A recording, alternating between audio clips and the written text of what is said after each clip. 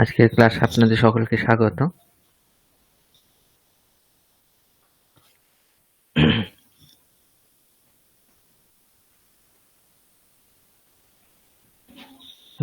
তো যতক্ষণ না বাকিরা জয়েন করছে না ততক্ষণ আপনাদের যে বাড়ির কাজগুলো আপনারা করেছেন সেগুলো নিয়ে একটু আলোচনা করে নিই।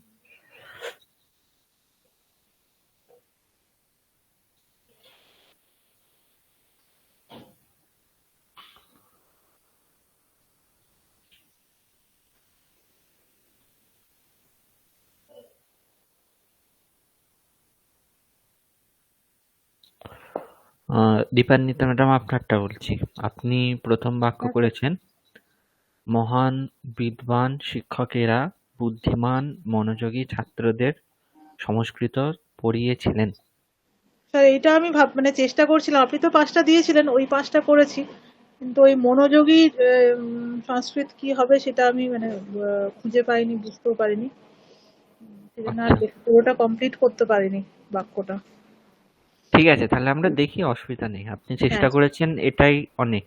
ঠিক আছে, তো এখানে আপনি কর্তা লিখেছেন শিক্ষক, ছাত্রদেরকে আপনি কর্ম করেছেন এবং পড়িয়েছেন, এটা ধাতু করেছেন। ঠিক আছে, এখন দেখুন, আপনি কর্তা যেটা করেছেন শিক্ষক, সেখানে বহুবচন প্রয়োগ করেছেন, তাই তো? শিক্ষকেরা মানে বহুবচন। হ্যাঁ, বহুবচন। তাহলে শিক্ষকাহা, তে শিক্ষকাহা কীদৃশাহা, মানে যারা শিক্ষক তারা কিরকম? প্রথমত তারা বিদ্বান এবং দ্বিতীয়ত ওনারা মহান। ঠিক আছে, তাহলে শিক্ষকের বিশেষণ হওয়ার জন্য এই বিদ্বান এবং মহান এই দুটো শব্দও কি হবে? বহুবচন এবং পুংলিঙ্গে হবে। ঠিক আছে, এখন মহান এখানে মহৎ শব্দ আছে, আর বিদ্বান এখানে বিদ্বান শব্দ আছে। তাহলে দুটিরই প্রথম পুরুষের বহুবচনের রূপ এখানে প্রয়োগ করতে হবে। তার কারণ হচ্ছে শিক্ষকেরা, এখানে আপনি বহুবচন করেছেন। ঠিক আছে, তো হ্যাঁ, বিশেষ্যের বহুবচন থাকার জন্য এবং পুংলিঙ্গ থাকার জন্য বিশেষণেরও কি হবে? পুংলিঙ্গ এবং বহুবচন হবে। তাহলে মহৎ শব্দের প্রথম আর বহুবচনে কি হয়?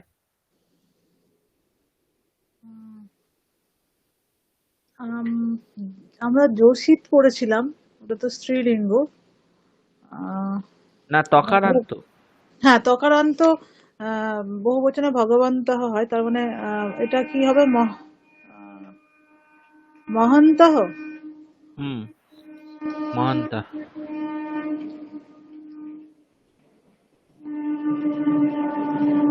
আচ্ছা, আপনি এখানে আমার কি আসলে এই লিখেছেন? মহৎ আর বিদ, ওই এইটা আমি প্রাতিপদিকটা বুঝতে পারিনি, এই জন্যই আচ্ছা, গন্ডগোল। মহান এখানে হচ্ছে মহৎ প্রাতিপদিক, তকারান্ত পুংলিঙ্গ শব্দ। মহান, মহান্তৌ, মহান্তঃ, মহান্তঃ। আহ,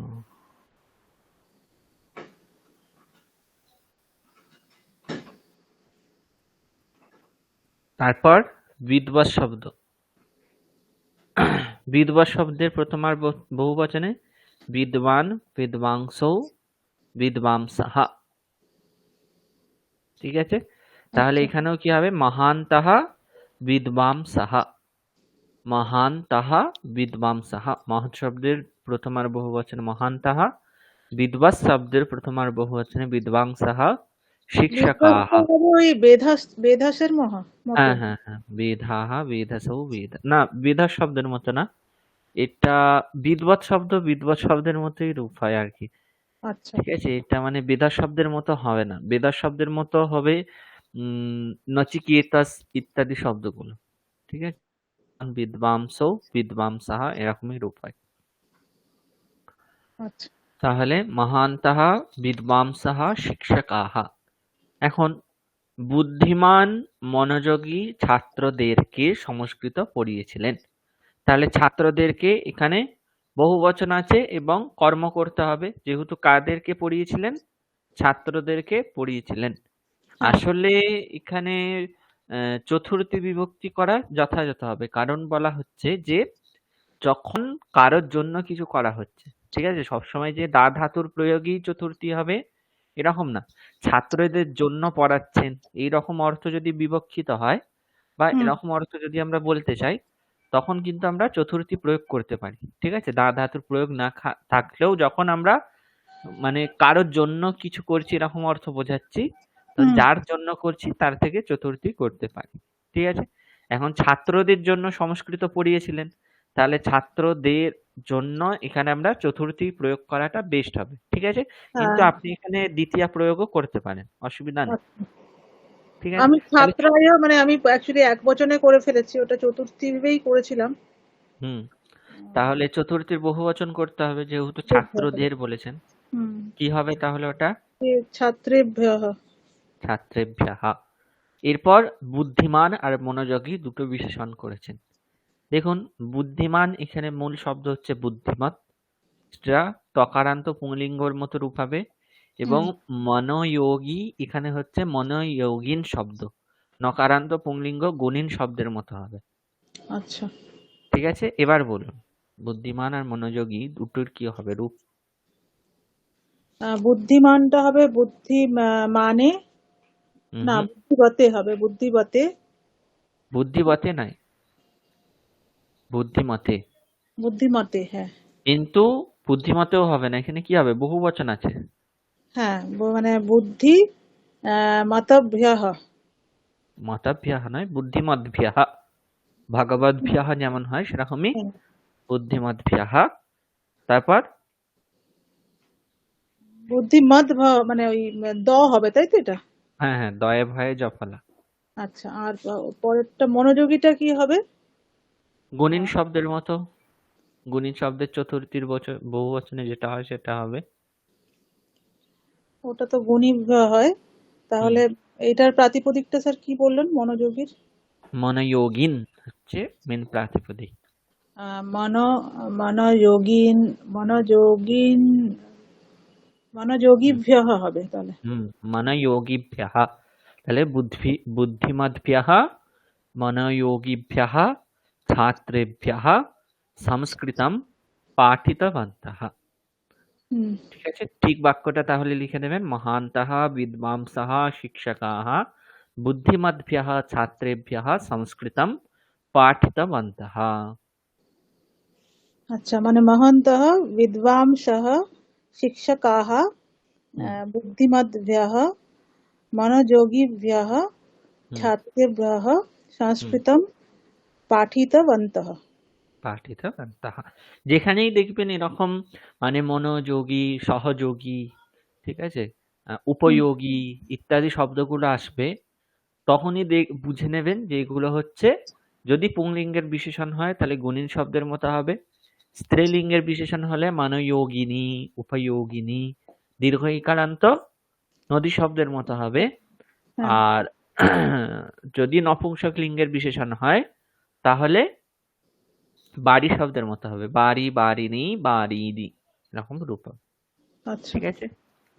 আচ্ছা, তারপর বালকাহ পঠিতবত, এটা আপনি করেছেন। সুন্দরাহ, সুশীলাহ, বুদ্ধিমানাহ করেছেন, সেটা ভুল আছে। বুদ্ধিমান বালকাহ।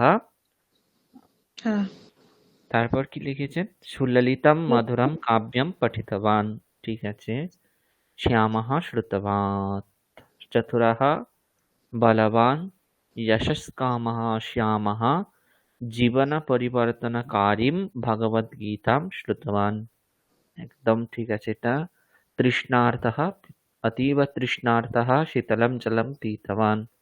अच्छा, क्षुधार्तः खादितवत्, अतीव क्षुधार्तः स्वादिष्टम् উষ্ণম ভোজনম খাদিতবান। পরে স্বরবর্ণ থাকলে অনুস্বার হয় না, সেটা ম হয়ে যায়, স্বাদিষ্টম হয়ে যাবে। হ্যাঁ ঠিক আছে? হুম রাজেশः উক্তবান, উদারः বীরः সহানুভূতিশীলः রাজেশः সত্যম বচনম উক্তবান, এটাও একদম ঠিক আছে। তাহলে প্রথম বাক্য আর বাকি যে বাক্যগুলো একটু চেঞ্জ আছে সেগুলো একটু ঠিক করে নেবেন। আচ্ছা ঠিক স্যার, আছে? এই তৃষ্ণার্ত আর ক্ষুধার্তর মানে বিশেষণ আর কি কি হতে পারে? আহ, তিনটে বিশেষণ দিতে বলেছিলেন, কিন্তু না আর কিছু মাথায় এলো না তখন। আচ্ছা, দাঁড়ান আমি দেখে বলছি একবার কি কি হতে পারে আরো।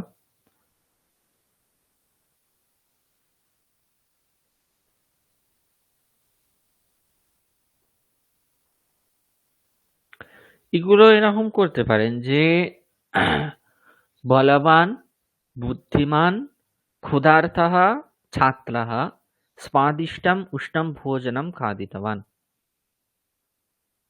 ঠিক আছে? অথবা আহ,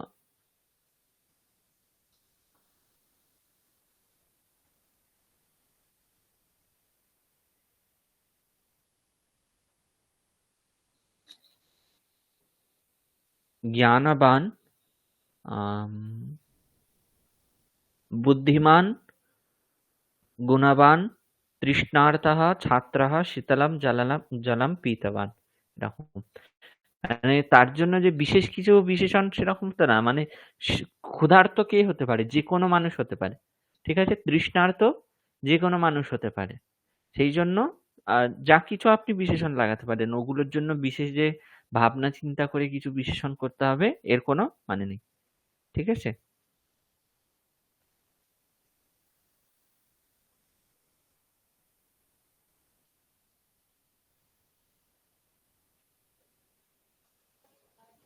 ঠিক আছে স্যার। হুম। আচ্ছা, চিত্রিতা ম্যাডাম, আপনি শেষের যে কাজটা দিয়েছিলাম ওটা কোনটাতে পাঠিয়েছেন? আপনি আমাকে 3টে দিয়েছেন। শেষেরটা আছে স্যার। একটা কথা জিজ্ঞাসা করি, যেই বাক্যগুলো করেছে এটা কি আপনার দেওয়া? হ্যাঁ, আমি দিয়েছিলাম তো। শেষের ক্লাসে আমি দিলাম না? আপনি লাস্টে যে 5টা বাক্য দিয়েছিলেন বিশেষণ যোগ করে নিয়ে আসতে, সেগুলো তো? হুম, হুম, হুম। স্যার আপনি একটু গ্রুপে দিয়ে দেবেন, আমি স্ক্রিনশট নিইনি, গ্রুপে দেখলাম কিন্তু আজকেও পাইনি। ও আচ্ছা, আচ্ছা। ঠিক আছে, আমি দিয়ে দেবো, অসুবিধা নেই। আপনি যেগুলো করেছেন সেগুলো একটু তাহলে আমরা চেক করে নিই। ঠিক আছে স্যার, এই কাজটা নেক্সট ক্লাস আমি দেখিয়ে দেবো। আচ্ছা। হুম, হুম। আচ্ছা, এখানে আপনি করেছেন ভিক্ষুকः গোবিন্দম প্রণমতি। ভিক্ষুকেন, হুম, এখানে কি হবে? দন্ত্যনীয় না হবে না মূর্ধন্য না হবে? ভিক্ষুকেন,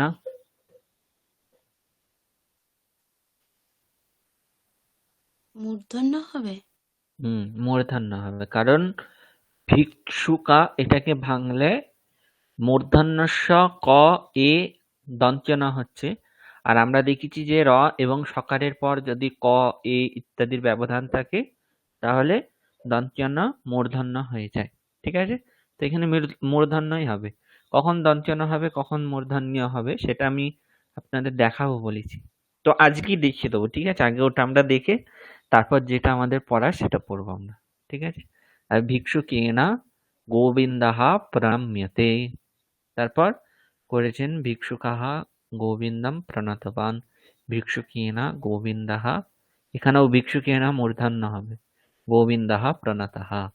চৈত্রः বিনোদম গদতি। চৈত্রেণ বিনোদ গদ্যতে। চৈত্রः বিনোদম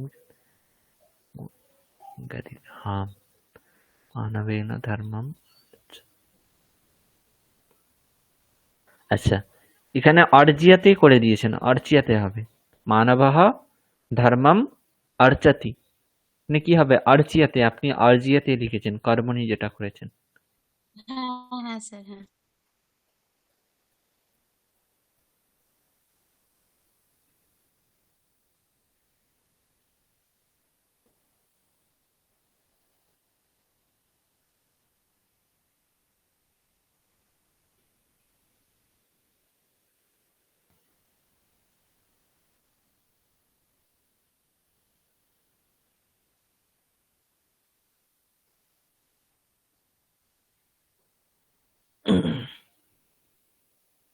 রক্ষিতানি দন্তন্য হবে, ওখানে মূর্ধন্য হবে না। 20 নম্বর যে বাক্যটা আছে ওখানে ত প্রত্যয় যেটা করেছেন দন্ত্য হবে। ঠিক আছে স্যার। ঠিক আছে? তাহলে মোটামুটি আপনাদের ত প্রত্যয়, তবতু প্রত্যয়, ভাববাচ্য, কর্মবাচ্য, কর্তৃবাচ্য এই জিনিসগুলো সমস্ত স্পষ্ট, তাই তো দীপান্বিতা ম্যাডাম এবং চিত্রিতা ম্যাডাম? হ্যাঁ স্যার, আমার বাকিগুলো ঠিক আছে? হ্যাঁ। হ্যাঁ, বাকিগুলো ঠিক আছে, আমি দেখলাম। ঠিক আছে? তাহলে যেহেতু কোনো অসুবিধা নেই, খুবই ভালো হলো এই জিনিসটা। কারণ একটা জিনিস অনেক মানুষের কাছেই স্পষ্ট হয় না যে ভাববাচ্য, কর্মবাচ্য তো করলাম, কিন্তু স্তবত প্রত্যয় থাকলে সেটাকে কেন আমরা কর্মবাচ্য করবার সময় বা কর্মণি করবার সময় ক্ত প্রত্যয় কেন করব? কিংবা কর্মণি হয়তো ক্ত প্রত্যয় যোগে কর্মণি করা আছে, তাহলে সেটাকে আমরা কর্তরি করতে গেলে কেন স্তবত প্রত্যয় দিয়ে করব? এরকম প্রশ্ন আমি আগেও অনেক ব্যাচকে পড়িয়েছি, ৪-৫টা ব্যাচকে। তো সেখান থেকে প্রায় অনেকেই করেছেন যে স্যার আপনি কর্মণি করতে বলছেন, আমরা কর্মণি করতে গেলে তাহলে ধাতুর উত্তর যে ইয়ক প্রত্যয় করতে হয়, তে ইত্যাদি করতে হয় সেগুলো করব, কিন্তু ক্ত প্রত্যয় যোগে কেন করব ক্তবতু প্রত্যয় থাকলে? এটা নিয়মই হচ্ছে, যদি ক্তবতু প্রত্যয় থাকে তাকে কর্মণি করতে গেলে ক্ত প্রত্যয় দিয়ে করতে হবে, এবং ক্ত প্রত্যয় থাকলে তাকে কর্তরি করতে গেলে ক্তবতু প্রত্যয় দিয়ে করতে হবে। কিন্তু যদি ধাতুর লকারে প্রয়োগ করে বাচ্য পরিবর্তন করতে বলা হয়, তাহলে কিন্তু ক্তবতু করলে হবে না। তখন যেই ধাতুর যেই লকার থাকবে সেই লকারকে চেঞ্জ করে কর্মণিতে কি রূপ হবে সেরকম করতে হবে। তার জন্য আমি বলেইছি যে কর্তা কর্ম কর্তা প্রথমা থেকে তৃতীয়ায় যাবে, কর্ম দ্বিতীয়া থেকে তৃতীয়ায় প্রথমায় আসবে, এবং ধাতুর উত্তর একটা অন্তঃস্থ যকার যোগ করার পর আত্মনেপদে যেমন লব ধাতু কিংবা শিব ধাতু রূপ হয় সেই রকম রূপ করতে হবে। লট লকারে যেমন রূপ হয় লং লকারে ইত্যাদি ইত্যাদি সেরকম রূপ করতে হবে। ঠিক আছে? তো এই জিনিসটা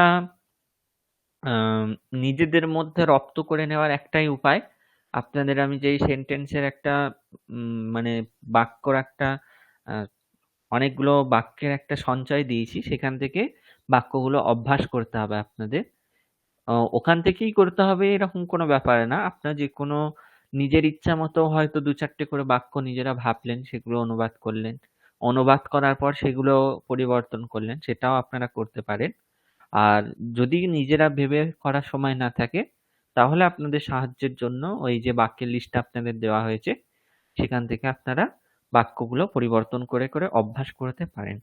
কিন্তু আপনাদের কাছে একটা ছোট্ট প্রার্থনা এবং আহ আহ আদেশও বলতে পারেন, অবশ্যই এই জিনিসগুলো অভ্যাস করবেন।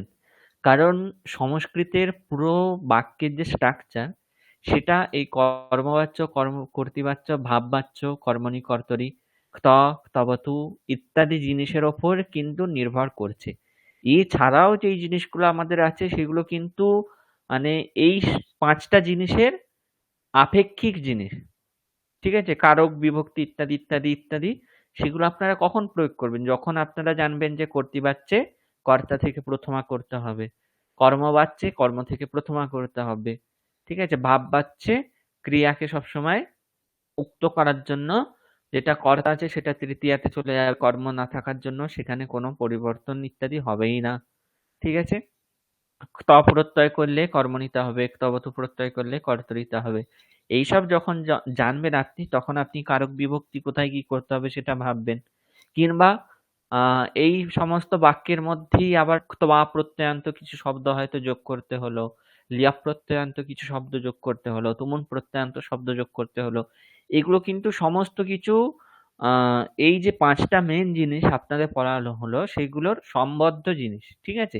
কিন্তু এই ৫টা জিনিসকে যদি বাদ দিয়ে আপনারা অন্য জিনিসগুলো দেখতে যান, সেগুলো কিন্তু সব এলোমেলো। সেগুলো আপনি যা কিছু করতে পারেন। কিন্তু এই ৫টা জিনিসের একদম পুরো টাইট একটা বাক্যের গঠনের নিয়ম রয়েছে। ঠিক আছে?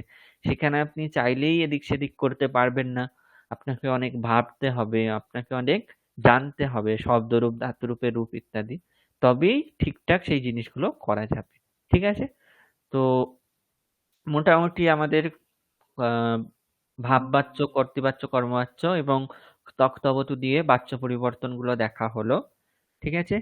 এখানে যদি আপনাদের কিছু প্রশ্ন থাকে তাহলে করতে পারেন, না হলে আমরা যেটা নেক্সট আমাদের জিনিস সেটা আমরা দেখব।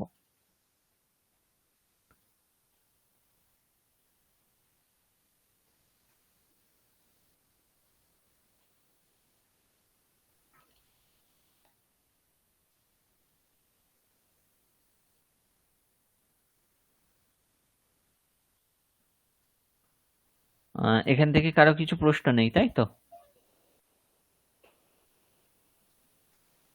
না স্যার। আচ্ছা, তাহলে আপনাদের নত্যবিধান এবং সত্যবিধানটা যেহেতু একটু দেখাবো বললাম,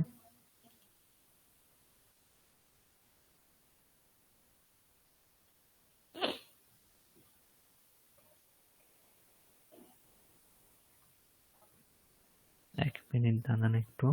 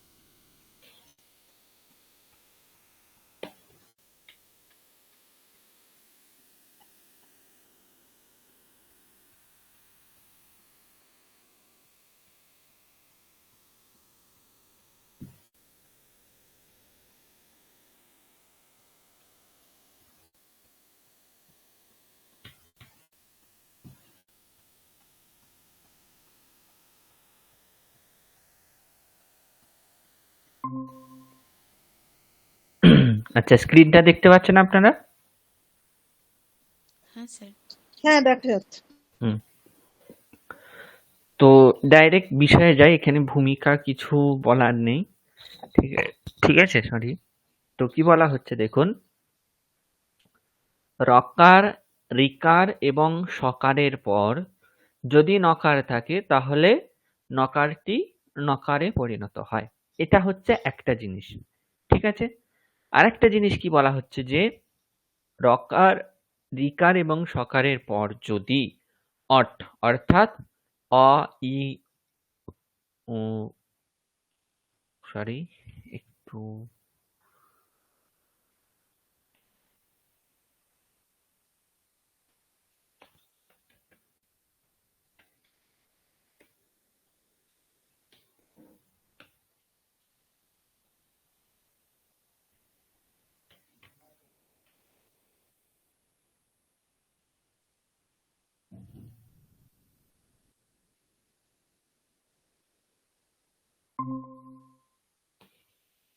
হ্যাঁ, এবার দেখতে পাচ্ছেন?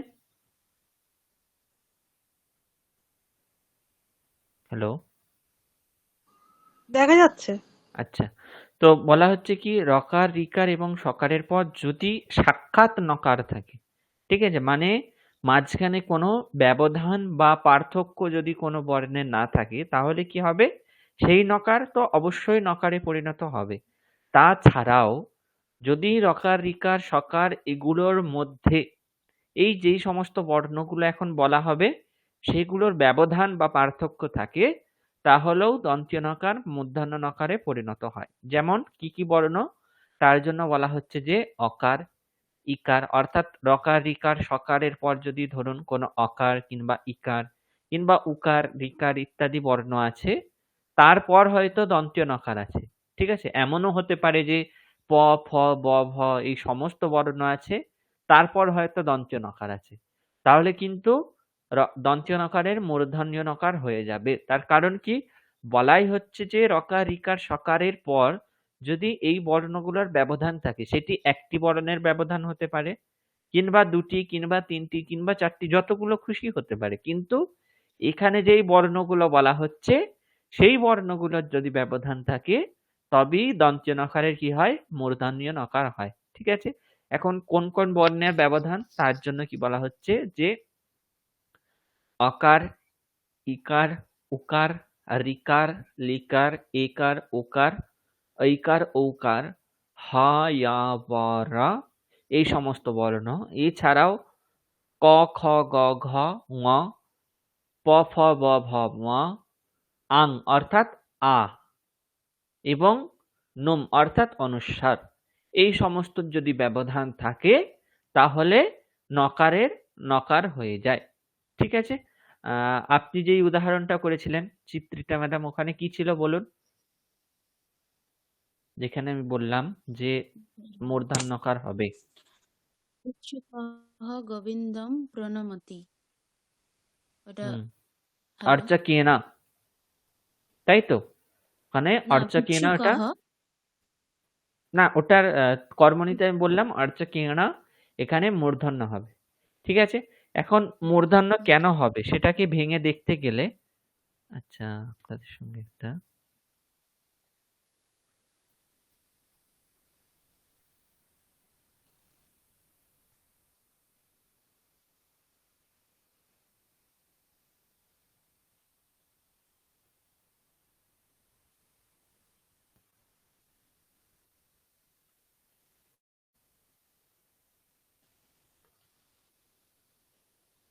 ওয়ার্ড ফাইলটা দেখতে পাচ্ছেন সকলে? হ্যাঁ, দেখা যাচ্ছে।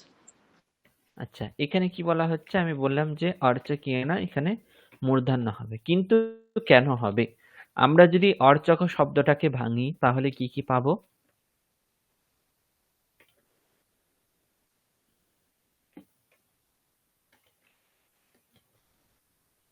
না, এরকম পাওয়া যাচ্ছিল। ঠিক আছে, কি কি পাচ্ছিলাম আমরা?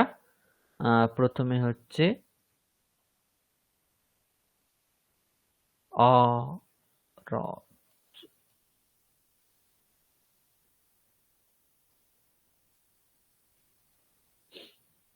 এইটাকে যদি আমরা ভাঙি তাহলে কি পাচ্ছিলাম?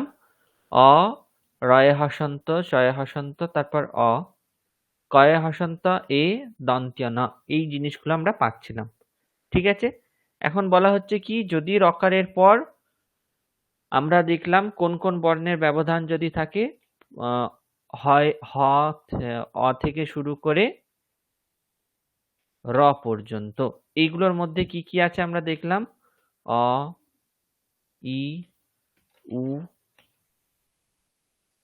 রি, লি, এ, ও, ঐ, ঔ, হ, য়, ব, র,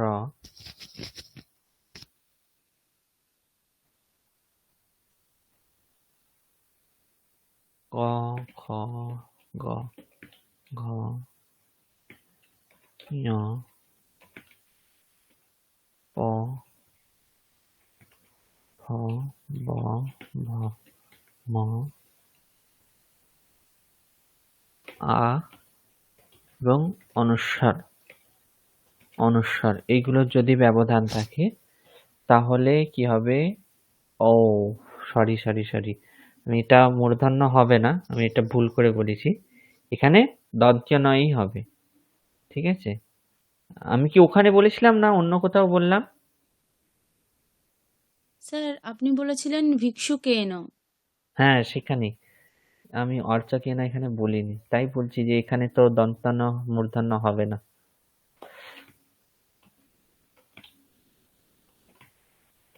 ভিক্ষুকেনা বলেছিলাম, তাই তো?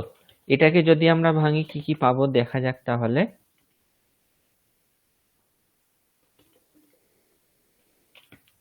প্রথমে ভ, তারপর ই, ক, খ, অ,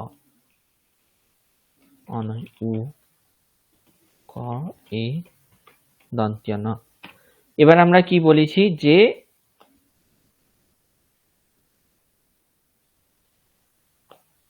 রকার, রিকার এবং সকারের পর যদি এই সমস্ত বর্ণগুলোর ব্যবধান থাকে তাহলে কি হয়ে যাবে? দন্ত্যন্নটা মূর্ধন্য হয়ে যাবে, দন্তন্য মূর্ধন্য হবে। ঠিক আছে, এবার দেখুন তাহলে, রকার, রিকার, সকারের পর এখানে সকারের পর উ আছে, যেটা এখানে গণনা করা হয়েছে। তারপর ক আছে, যেটা এখানে গণনা করা হয়েছে। তারপর এ আছে, এটাও এখানে গণনা করা হয়েছে। তাই এই যে দন্ত্যনটা, এটা কি হয়ে যাচ্ছে? মূর্ধন্য হয়ে যাচ্ছে। ঠিক আছে, বুঝতে পেরেছেন? হ্যাঁ স্যার। আচ্ছা, এরপর আমরা তাহলে একটা উদাহরণ দেখলাম, আরো কিছু উদাহরণ দেখি যেখানে এরকম চেঞ্জ হচ্ছে। ঠিক আছে, তো কি বলা হচ্ছে মানে দেখুন। যে মানে ব্যবধানের মধ্যে এরাই থাকবে, ওখানে যেহেতু চটা ছিল সেই জন্য ওখানে দন্তন্বয় থেকে হ্যাঁ যাবে, হ্যাঁ তাই তো? হ্যাঁ, এই দন্তন্বয় থেকে কটারই যাবে, ব্যবধান থাকতে হবে, অন্য কিছু থাকলে তখন হবে না। হবে না। ঠিক আছে, তার জন্য আপনাদের কি করতে হবে তাহলে, এই বর্ণগুলো মানে কোন কোন বর্ণের ব্যবধানে হচ্ছে সেটা মনে রাখবার জন্য আপনাদের কি করতে হবে, এই যে বর্ণগুলো আছে এগুলো একটু মুখস্থ করে নিতে হবে, তাহলে আপনাদের মনে রাখতে সুবিধা হবে যে কখন হবে কখন হবে না, সেটা আপনারা সহজে মনে রাখতে পারবেন। ঠিক আছে।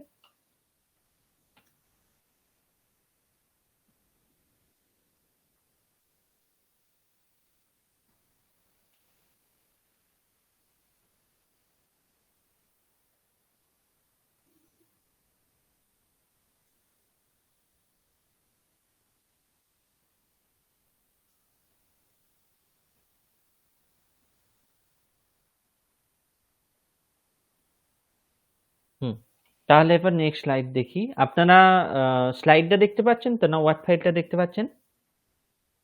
না, স্লাইডটা দেখতে পাচ্ছি। হুম, তাহলে এরপর বলা হচ্ছে রকারের পরে স্থিত নকারে নকার, অর্থাৎ সাক্ষাৎ যদি রকারের পর দন্ত্য ন থাকে সেটা নকারের নকার হয়ে যাবে। এগুলোর উদাহরণ এখন দেখানো হচ্ছে। ঠিক আছে, যেমন ধরুন পর্ণম, এখানে যে এই শব্দে যে রেফটা আছে তারপরে কি আছে, মূর্ধন্য আছে।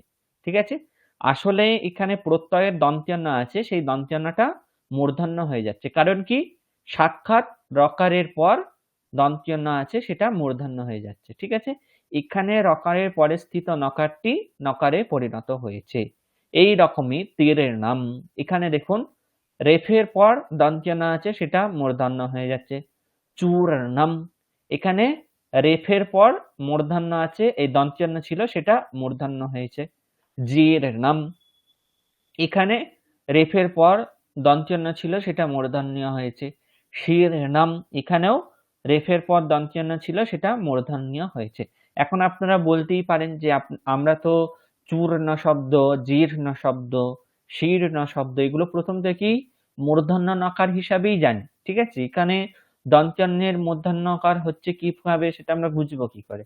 তো আসলে যদি ব্যাকরণের প্রক্রিয়াগতভাবে দেখতে হয় তাহলে আসলে এখানে শ্রী ধাতু আছে, তারপর ত প্রত্যয় আছে, সেই ত প্রত্যয়ের তকারের জায়গায় দন্ত নকার হবে, এবং পর আগে যে শ্রী ধাতুর সেটার গুণ হয়ে গিয়ে শির বলে একটা জিনিস তৈরি হবে, সেই রকারের পর যেহেতু তকারের ত প্রত্যয়ের দন্ত্য ছিল সেই দন্ত্যটার মূর্ধন্য হবে। ঠিক আছে, তো প্রক্রিয়াগতভাবে ভেঙে ভেঙে দেখতে গেলে শির নাম এখানে কিন্তু আগে নকারের জায়গায় দন্ত্য নকারই ছিল, কিন্তু যেহেতু রকারের পর দন্ত্য নকার ছিল সেটি মূর্ধন্য নকারে পরিণত হয়েছে। ঠিক আছে, এইভাবে এই প্রত্যেকটি উদাহরণে কি দেখা যাচ্ছে, রকারের পর সাক্ষাৎ দন্ত্য ন থাকার জন্য সেই দন্ত্য নকারটা কি হয়েছে, মূর্ধন্য নকার হয়েছে। বুঝতে পেরেছেন এটা সকলে? হ্যাঁ। আচ্ছা, এরপর সকারের পর যে দন্ত্য নকার ছিল সেটার মূর্ধন্য নকারে পরিণত হওয়ার উদাহরণ যেমন হচ্ছে পুষ্ণাতি। ঠিক আছে, পুষ ধাতু আছে যেটার অর্থ হচ্ছে পুষ্টি দেওয়া, সেই পুষ ধাতুর প্রথমার একবচনের রূপ হয় লট লকারে পুষ্ণাতি। ঠিক আছে, সেখানে আসলে এটা হচ্ছে ক্রিয়াদিগণীয় ধাতু। ক্রিয়াদিগণীয় ধাতুর ক্ষেত্রে না বলে একটা ধাতুর পর একটা না বলে দন্তন্বয়ে আকার বলে একটা আদেশ হয়। তাহলে পুষ ধাতু, তারপর দন্তন্বয়ে আকার, তারপর টিপ প্রত্যয়ের টি।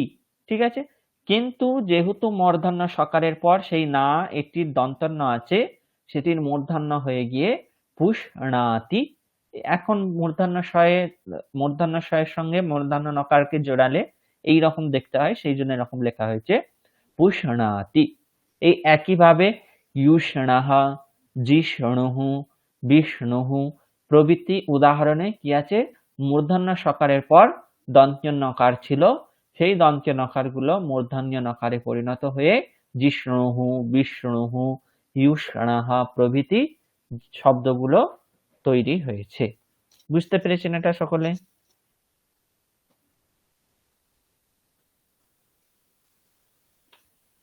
আচ্ছা, এরপর বলেছে সাক্ষাৎ রিকারের পর যদি দন্ত্য নকার থাকে সেই দন্ত্য নকারের নকারে পরিণত। দেখান। বলুন। আগের স্লাইডটা একবার দেখান না। হুম ঠিক আছে। আচ্ছা, এরপর বলা হচ্ছে সাক্ষাৎ যদি রিকারের পর দন্ত নকার থাকে সেটার মূর্ধন্য নকারে পরিণত হওয়ার উদাহরণ যেমন হচ্ছে নৃনাম। নৃ শব্দ আছে, ষষ্ঠীর বহুবচনে আম প্রত্যয় হয় সুপ্রত্যয়ের মধ্যে, সেখানে আবার একটা দন্তনয়ের আগম হয়, তাই নাম হয় নাম, দন্তনয় আকার ময় হসন্ত। কিন্তু যেহেতু নৃ শব্দ থেকে নাম প্রত্যয় হচ্ছে এবং নৃ শব্দের অন্তিম রিকার আছে, তারপর নাম প্রত্যয়ের দন্তীয় নকার আছে, সেই দন্তীয় নকারটার মূর্ধন্যীয় নকার হয়ে যাচ্ছে। একইভাবে প্রত্যেকটি মাতৃনাম, পিতৃনাম, এখানেও দেখুন মাতৃ শব্দ নাম প্রত্যয়ের দন্তীয় নকার, যেহেতু রিকারের পর সাক্ষাৎ নকার আছে তাই সেই দন্তীয় নকারটার মূর্ধন্য নকারে পরিণত হয়ে মাতৃনাম, পিতৃনাম, ভাতৃনাম, ঋনাম। এখানে দেখুন রিকারের পর দন্তীয় নকার ছিল, কিন্তু যেহেতু রিকারের পর দন্তীয় নকার ছিল সেই দন্তীয় নকারটা মূর্ধন্য নকারে পরিণত হয়ে ঋনাম প্রভৃতি উদাহরণগুলো সিদ্ধ হয়েছে। ঠিক আছে, তাহলে এই তিনটের দ্বারা কি দেখানো হলো, যদি সাক্ষাৎ রকারের পর দন্তীয় নকার থাকে সেই দন্তীয় নকারের মূর্ধন্য নকার হয়, যদি সাক্ষাৎ মূর্ধন্য সকারের পর দন্তীয় নকার থাকে সেই দন্তীয় নকারের মূর্ধন্য নকার হয়, আর যদি সাক্ষাৎ রিকারের পর দন্তীয় নকার থাকে সেই দন্তীয় নকারের মূর্ধন্য নকার হয়। ঠিক আছে, এগুলো হচ্ছে সাক্ষাৎ যদি থাকে তার উদাহরণ দেখানো হলো। এখন দেখানো হচ্ছে কি যদি ব্যবধান থাকে তার সত্ত্বেও হয়। ঠিক আছে, তো কিসের কিসের ব্যবধান বলা হয়েছিল, যে অ ই উ প্রভৃতি। এখন এক একটির ব্যবধানের পর স্থিত যে নকার সেটি কিভাবে মূর্ধন্য নকার হয় সেটা দেখানো হচ্ছে। ঠিক আছে, যেমন ধরুন তরণম, তরণম বলে একটা শব্দ হয়, অথবা হরণম, হরণ করা বলি আমরা। সেখানে যে হ্রি ধাতু তারপর লিউট বলে একটা প্রত্যয় হয়, তো লিউট প্রত্যয় হ্রি ধাতু থেকে লিউট প্রত্যয় করলে হরণ, দন্ত্য নকারান্ত হরণ শব্দ হয়। কিন্তু রয়ের পর দেখুন এখানে অয়ের ব্যবধান আছে, র এটাকে আমরা ভাঙলে কি পাই, রয় হসন্ত অ, তারপর দন্ত্য নকার ছিল, কিন্তু যেহেতু রয়ের পর অয়ের ব্যবধান আছে তাই দন্ত্য নকারটা কি হয়ে যাচ্ছে, মূর্ধন্য নকার হয়ে গিয়ে হরণম। একইভাবে করণম, চরণম, তরণম, এখানে প্রতিটাতে কি আছে, রয়ের পর একটা মূর্ধন্য নকার আছে, এই সরি রয়ের পর একটা অকার আছে, অকারের ব্যবধান থাকার সত্ত্বেও রকারের পর যদি দন্ত্য নকার থাকে তার কি হয়ে যাচ্ছে, মূর্ধন্য নকার হয়ে যাচ্ছে। বুঝতে পেরেছেন এটা? হুম। হুম। বুঝতে অসুবিধা হচ্ছে না তো? একদম সহজ ব্যাপার। ঠিক আছে, শুধু মানে বর্ণকে ভাঙলে আমরা মানে একটা অক্ষরকে ভাঙলে কি কি পাচ্ছি সেটা যদি আপনারা ঠিকঠাক বুঝতে পারেন তাহলে কোনো ব্যাপারই না। ঠিক আছে, শুধু মনে রাখতে হবে কোন কোন বর্ণের ব্যবধান, অ ই উ, রি লি, এ ও, ঐ ঔ, হ ইয়া ওয়া রা, তারপর হচ্ছে ক খ গ ঘ ক খ গ ঘ ঙ, চ ছ জ বর্গীয় জ হাত লজ্জা ইয়া, সরি প ফ ব ভ ম, তারপর হচ্ছে আ এবং অনুস্বার, এই সমস্ত বর্ণগুলো। তাহলে অকারের ব্যবধানে কি করে দন্ত্য নকারের মূর্ধন্য নকার হচ্ছে এটা দেখানো হলো। ঠিক আছে, একইভাবে শুধু রকারের পর নয়, যদি সকারের পরও অকারের ব্যবধান থাকে তাহলেও কিন্তু মূর্ধন্য নকারের দন্ত্য নকারের মূর্ধন্য নকার হবে। তারপর ইকারের পর যদি রকারের পর যদি ইকারের ব্যবধান থাকে তাহলেও হবে, যেমন হচ্ছে হরিণা। ঠিক আছে, ওখানে দেখুন হরিণা, এখানে রয়ের হসন্ত তারপর ই তারপর দন্ত্য নকার ছিল, কিন্তু যেহেতু রয়ের পর ইকারের ব্যবধান আছে তাই দন্ত্য নকারের মূর্ধন্য নকার হয়ে হরিণা, করিনা, ঋষিণা। এখানে দেখুন মূর্ধন্য সকারের পর ইকারের ব্যবধান আছে তাই দন্ত্য নকারের কি হয়ে যাচ্ছে, মূর্ধন্য নকার হয়ে যাচ্ছে। বাড়িনা, বাড়িনি প্রভৃতি উদাহরণ। ঠিক আছে, এবার বলছে উকারের ব্যবধান থাকা সত্ত্বেও নকারের মূর্ধন্য নকার হয়, যেমন হচ্ছে গুরুণা। এখানে গুরু হচ্ছে মেন শব্দ, তার তৃতীয়ার এক বচনে হচ্ছে গুরুণা। ওখানে রকারের পর কি আছে, উকারের ব্যবধান আছে তাই দন্ত্য নকারের কি হয়ে গেল, মূর্ধন্য নকার হয়ে গেল গুরুণা। কিন্তু সাধুনা এখানে হয় না কেন, সাধু না, এখানে হয় না কেন? তো দন্তেশ্ব আছে ওই জন্য।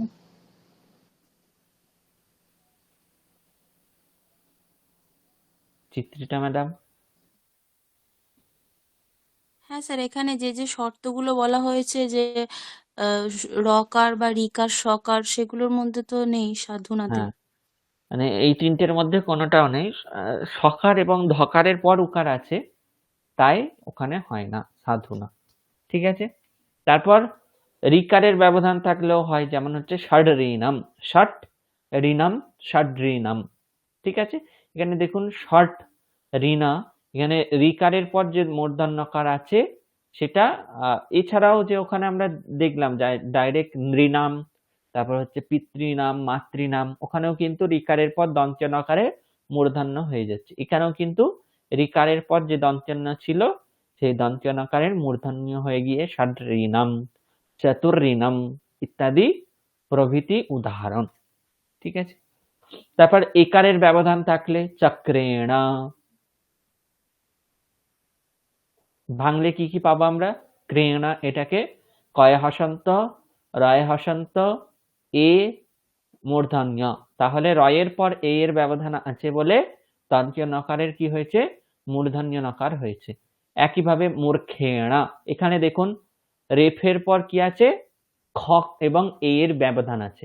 ঠিক আছে, এবার খ এবং এ দুটোকেই গণনা করা হয়েছে, ক খ গ ঘ ঙ, আর এ ও ইত্যাদির মধ্যে একারের গণনা করা হয়েছে, তাই মূর্খেণ, নরেণ, চন্দ্রেণ।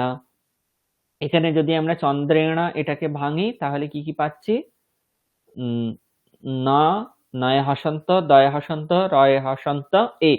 তাহলে রয়ের পর এ এর ব্যবধান আছে বলে দন্ত্য নকারের কি হয়ে যাচ্ছে? মূর্ধন্য নকার হয়ে যাচ্ছে। আর কেণ, দর্পেণ, গর্ভেণ, রেফেণ প্রভৃতি উদাহরণ। ঠিক আছে, দেখবেন এখানে সমস্ত যেগুলো গণনা করা আছে সেগুলোর ব্যবধান আছে সব। রেফেণা, এখানে কি আছে? রয়ে হসন্ত, তারপর এ, ফয়ে হসন্ত, তারপর এ, তারপর মূর্ধন্য। প ফ ব, ওখানে ফয়ের গণনা আছে এবং এ এর গণনা আছে, তাই রেফেণা।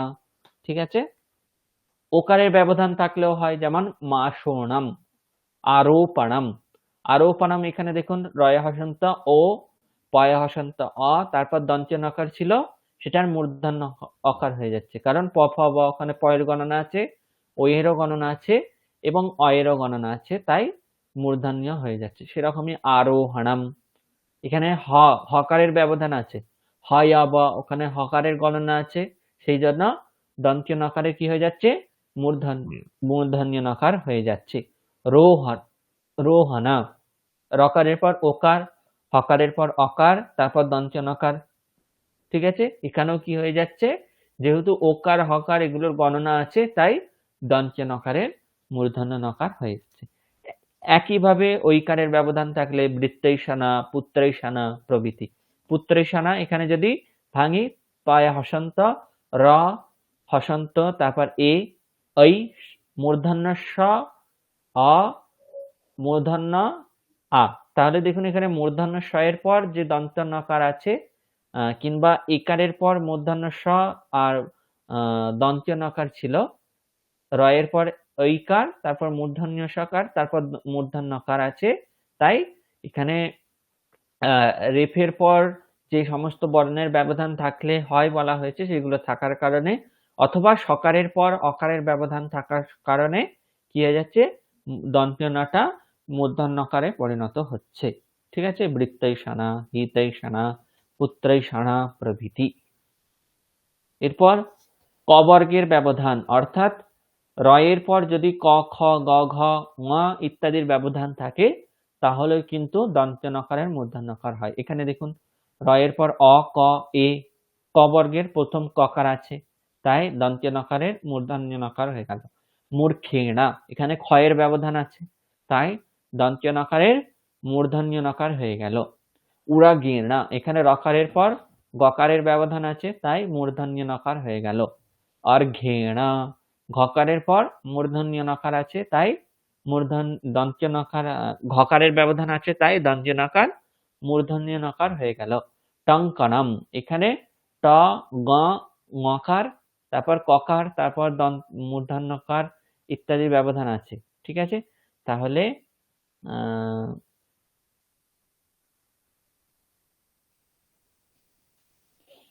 আসলে টঙ্কন শব্দটা কিন্তু এখানে উদাহরণ বলা চলে না, কারণ র রি স এই কটার মধ্যে একটিও কিন্তু এখানে নেই। ঠিক আছে, কিন্তু একটা বইয়ে দেখলাম টঙ্কনাটা উদাহরণ হিসেবে লেখা আছে, সেই জন্য আমি এটা লিখেছি। আসলে কিন্তু এখানে এই উদাহরণটা বলা চলে না, কারণ র রি স এই তিনটের মধ্যে কোনো বর্ণই কিন্তু এখানে বলা নেই। ঠিক আছে, তাই এই ওয়াকারের ব্যবধান থাকার সত্ত্বেও উদাহরণ পাওয়া যায় না, কিন্তু এই উদাহরণটা এক জায়গায় বইয়ে লেখা আছে, তাই আমি এটা এখানে লিখেছি। ঠিক আছে, তারপর বর্গের ব্যবধান, পকারের ব্যবধান আছে, দেখুন এখানে পুষ্পেণা, কফেণা এখানে ফকারের ব্যবধান, পূর্বেণা এখানে বকারের ব্যবধান, গর্ভেণা এখানে ভকারের ব্যবধান, গ্রীষ্মেণা এখানে মকারের ব্যবধান আছে। ঠিক আছে, তাই কি হচ্ছে, দন্ত্য নকারের মূর্ধন্য নকার হচ্ছে। একটা কথা আপনাদের মাথায় রাখতে হবে যে স্বরবর্ণগুলো যেহেতু অজবর্ণ ছাড়া উচ্চারণ, ব্যঞ্জন বর্ণগুলো যেহেতু স্বরবর্ণ ছাড়া উচ্চারণ হতে পারে না, তাই পকারের পর অবশ্যই কোনো ব্যঞ্জন বর্ণ স্বরবর্ণ থাকবে। ঠিক আছে, না থাকলে কিন্তু সেগুলো যেহেতু উচ্চারণই হতে পারবে না, তাই ব্যঞ্জন বর্ণের পর যে স্বরবর্ণটা আছে সেটা ওই যে গণনা করা বর্ণগুলো আছে তাদের মধ্যে আছে কিনা সেটা শুধু দেখতে হবে। ঠিক আছে, অর্থাৎ এখানে পকারের পর একার আছে, একারটার গণনা আছে, এখানেও ফকারের পর একার আছে, সেটার গণনা আছে। এইভাবে ব্যঞ্জন বর্ণের পর যে স্বরবর্ণটা আছে সেটার গণনা আছে কিনা দেখতে হবে, এবং ক বর্গ এবং প বর্গ অথবা হ য় ব র এই চারটে বর্ণ আছে কিনা দেখে নিতে হবে, তাহলেই বোঝা যাবে যে দন্ত নকার হবে নাকি মূর্ধন্য নকার হবে। এরপর অনুস্বারের ব্যবধান থাকলেও হবে বলেছি, যেমন হচ্ছে বৃমহারাম, এখানে দেখুন রিকারের পর অনুস্বারের ব্যবধান আছে, তারপর হকার, তারপর অকার এবং তারপর দন্ত নকার ছিল, তাই সেটার মূর্ধন্য নকার হয়ে গেল, যেহেতু রিকারের পর অনুস্বারের ব্যবধান থাকলেও হবে বলা হয়েছে।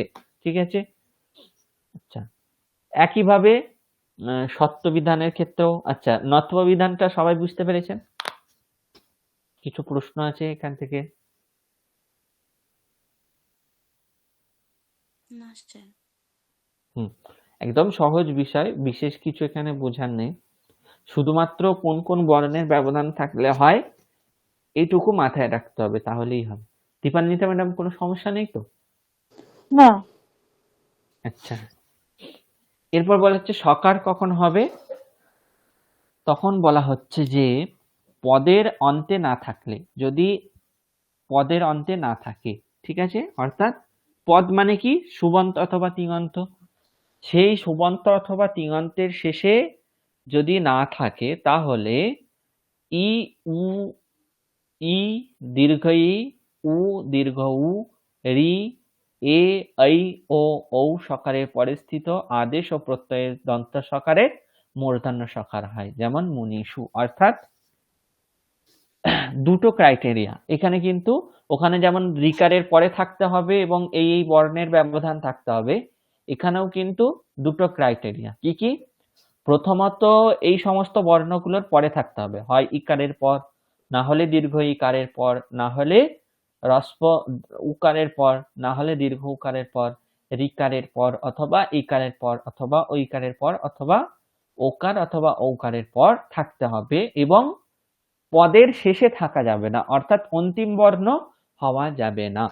ঠিক আছে, যেমন এখানে উদাহরণটা দেখুন, মুনিষু, এখানে দেখুন যে দন্তীয় সকারটা ছিল সেটা নি, এটাকে ভাঙলে কি পাই, দন্তনয় হসন্ত, তারপর ইকার, তাহলে ইকারের পরে আছে এবং অন্তিম বর্ণ নয়, কারণ অন্তিম বর্ণ হচ্ছে এখানে উকার, তার আগের বর্ণ। ঠিক আছে, তাহলে ইকারের পরেও আছে আর পদের অন্তেও নেই, তাই দন্তীয় সকারটার কি হয়ে যাচ্ছে, মূর্ধন্য সকার হয়ে যাচ্ছে। আসলে সুপ্রত্যয় সুঔজস অমৌৎসস করে করে একদম সপ্তমীর বহু বচনে যেই প্রত্যয়টা আছে, কি আছে, সুপ্রত্যয়। ঠিক আছে, সেই সুপ্রত্যয়ের সু এখানে হয়, সপ্তমীর বহু বচনে সু হয়, সেই সুয়ের যে দন্ত সকার সেখানে মূর্ধন্য সকার হয়ে মুনিষু, নদীষু। এখানে দেখুন দীর্ঘ ইকারের পর আছে এবং অন্তিম বর্ণ নেই, কারণ শেষে উকার আছে, তাই দন্তীয় সকারটা কি হয়ে গেল? মূর্ধন্য সকার হয়ে গেল। সাধুষু, এখানে উকারের পর আছে এবং অন্তিম বর্ণ নয়। বধূষু, এখানে দীর্ঘ উকারের পরে আছে এবং অন্তিম বর্ণ নয়। নরেষু, একারের পরে আছে এবং অন্তিম বর্ণ নয়। ঐশামাহা, এখানে ঐকারের পরে আছে, আর এটা তো একদমই অন্তিম বর্ণ নয়, কারণ পরে আমরা দেখতে পাচ্ছি আস্ত মহা এটা আছে। গোসু, এখানে ওকারের পরে আছে কিন্তু অন্তিম বর্ণ নয়, কারণ শেষে উকার আছে। নৌসু, এখানে ঔকারের পরে আছে এবং অন্তিম বর্ণ নয়, কারণ শেষে উকার আছে। ঠিক আছে, তাহলে যেই ক্রাইটেরিয়া গুলো এখানে দেওয়া হয়েছিল সেই ক্রাইটেরিয়া গুলো এখানে মিলে যাওয়ার কারণে প্রত্যেক জায়গায় প্রত্যয় বা আদেশের যে সকার সেটা মূর্ধন্য সকারে পরিণত হয়েছে। ঠিক আছে, মুনিষু, নদীষু, সাধুষু, বধূষু, নরেষু, ঐশামহ, গোষু, নৌষু প্রভৃতি। বুঝতে পেরেছেন? কারো কিছু প্রশ্ন এখান থেকে? স্যার ওই ঐশা মাহা মানে কি? ঐশামাহ মানে হচ্ছে এই বছর। ঠিক আছে, ঐশামাহ মানে হচ্ছে এই বছর। বুঝতে পেরেছেন? হ্যাঁ। আচ্ছা, এখান থেকে কিছু প্রশ্ন নেই তো? না। এরপর কি বলা হচ্ছে দেখুন, পদের অন্তে না থাকার কারণে সকারের সকার হওয়ার উদাহরণ হলো। অর্থাৎ পদের অন্তে যদি না থাকে তাহলে সকারের যে মূর্ধন্য সকার হয় সেটার উদাহরণ হচ্ছে সিসেবা। আসলে সেব ধাতু, ঠিক আছে, কিন্তু যেহেতু এখানে দেখুন দন্তীয় সকারের পর যে ইকার আছে সেই ইকারের পর আছে এবং পদের অন্তে নেই, তাই দন্তীয় সকারটার কি হয়ে যাচ্ছে? মূর্ধন্য সকার হয়ে যাচ্ছে। ঠিক আছে, সিসেবা এটাকে আমরা ভাঙলে কি পাই? দন্তস্থয় হসন্ত ই, তাহলে ইকারের পর সেব ধাতুর দন্ত সকার ছিল।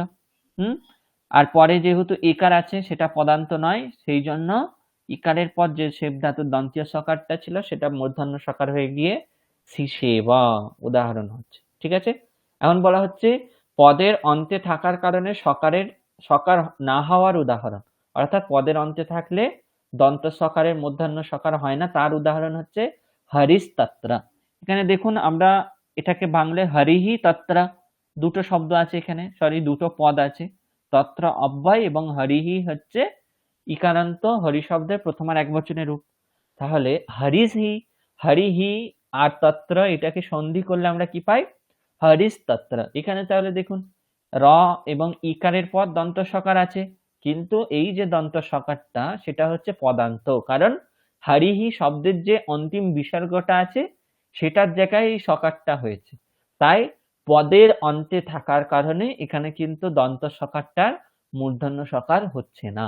যদি এটা পদের অন্তে না থাকতো তাহলে কিন্তু দন্ত সকারটার মূর্ধন্য সকার হয়ে যেত, কিন্তু হারিহি এই রূপটার বিসর্গের স্থানে যেহেতু সকারটা হয়েছে তাই সকারটা হচ্ছে পদের অন্তিম বর্ণ, সেই জন্য এখানে কি হচ্ছে না? মূর্ধন্য সকার হচ্ছে না। বুঝতে পেরেছেন এটা? হ্যাঁ স্যার। কিন্তু সিসেবা এখানে যেহেতু পদের অন্তে নেই এবং আগে ইকার আছে সেই জন্য মূর্ধন্য সকার হয়ে যাচ্ছে। ঠিক আছে, আচ্ছা, এবার বলা হচ্ছে কি, যদি অনুস্বার বিসর্গ এবং স অর্থাৎ তালবীয় স, মূর্ধন্য স আর দ্বন্দ্ব স ব্যবধান থাকে তাহলেও কি হয়ে যায়? সকারের সকার হয়ে যায়। এবার এক একটার উদাহরণ হচ্ছে হবিংসি, হবিস শব্দ তার হচ্ছে হবিহি, হবিষি, হবিংসি, প্রথমার বহুবচনে হবিংসি রূপ হয়। সেখানে অনুস্বারের পর ইকারের পরে থাকার জন্য মূর্ধন্য শয়ের কি হয়ে যাচ্ছে? দন্ত শয়ের মূর্ধন্য সকার হয়ে যাচ্ছে, মানে দীর্ঘ ইকারের পর অনুস্বারের ব্যবধান আছে এবং পরে দন্তীয় সকার আছে, সেই দন্তীয় সকারটার মূর্ধন্য সকার হয়ে যাচ্ছে, যেহেতু পদের অন্তে নেই, কারণ শেষে কি আছে? ইকার আছে। ঠিক আছে, যদি শেষে মূর্ধন্য সকারটা থাকতো তাহলে কিন্তু মূর্ধন্য সকার হতো না, দন্ত সকারই থাকতো। যেহেতু শেষে ইকার আছে এবং দীর্ঘ ইকারের পর অনুস্বারের ব্যবধান আছে, তাই দন্তীয় সকারের মূর্ধন্য সকার হয়ে গিয়ে হবিংসি। একইভাবে ধনংসি, এখানে উকারের পর অনুস্বারের ব্যবধান আছে, তাই মূর্ধন্য সকার হয়ে যাচ্ছে। সার্পিসু, এখানে ইকারের পর কি হচ্ছে, বিসর্গের ব্যবধান আছে, বিসর্গের ব্যবধান থাকলেও হবে বলা হয়েছে, তাই এখানে মূর্ধন্য সকার হয়ে গেল। সার্পিসু, হবিংসি, ধনুংসি এবং স স স স এবং সকারের ব্যবধান থাকলেও হয়। সেগুলোর উদাহরণ হচ্ছে সেগুলোর উদাহরণ লেখা হয়নি। যেমন ধরুন বলা হচ্ছে যে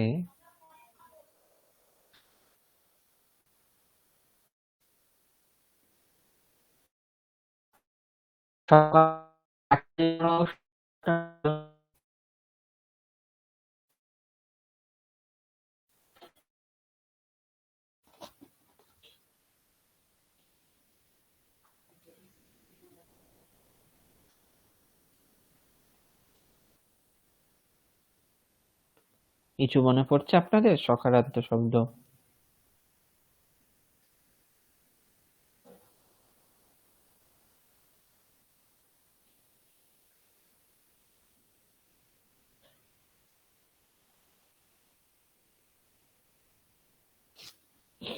বালিশা বলে একটা শব্দ আছে, বয়া আকার বর্গীয় ব, পেট কাটা ব, যেটা বালিশা, যেটার অর্থ হচ্ছে শিশুহু। ঠিক আছে, যে অথবা বালিশাহ মানে হচ্ছে মূর্খ। ঠিক আছে, মূর্খ হতে পারে অথবা শিশু হতে পারে, যে কোনো কিছু হতে পারে। ঠিক আছে, তাহলে সেই যে বালিশা শব্দ, বালিশা শব্দ হচ্ছে কি সকারান্ত শব্দ। সেই সকারের পর যদি বালিশা শব্দের সপ্তমীর বহুবচনে কি রূপ হয়, বালিশেষু।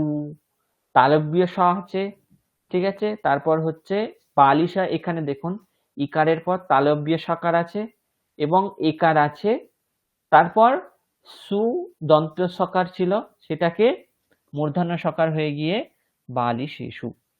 আপনাদের লিখে দেখানো এটা ভালো হয়।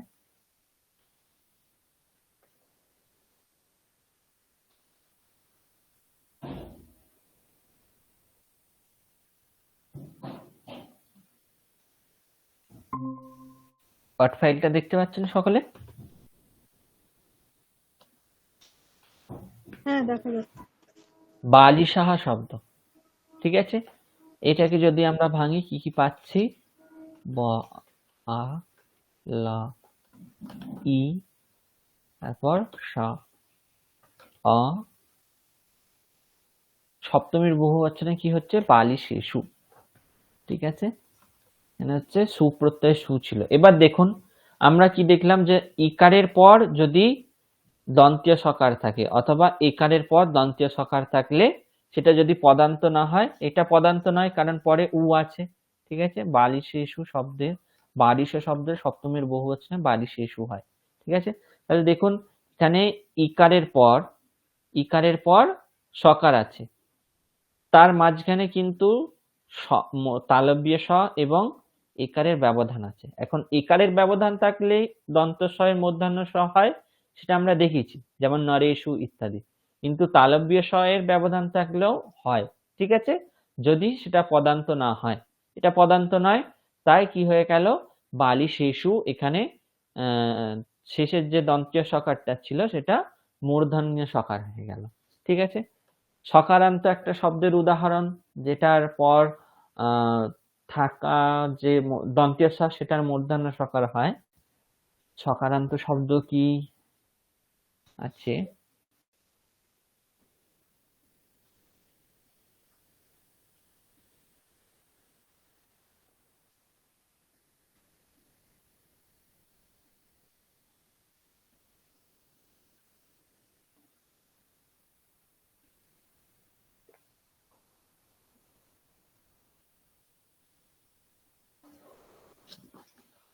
কি শব্দ, দাসেষু। ঠিক আছে, অথবা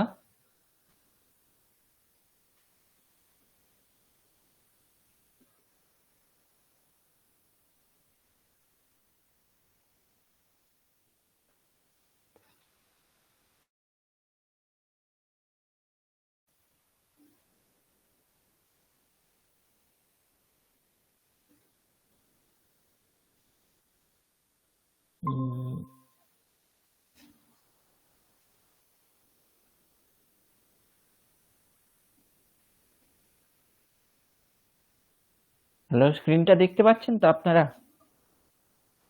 হ্যাঁ, দেখা যাচ্ছে। সকারান্ত শব্দ একটা বলুন কিছু, যদি মনে পড়ে আপনাদের। এই মুহূর্তে তো আমার কিছু মনে পড়ছে না।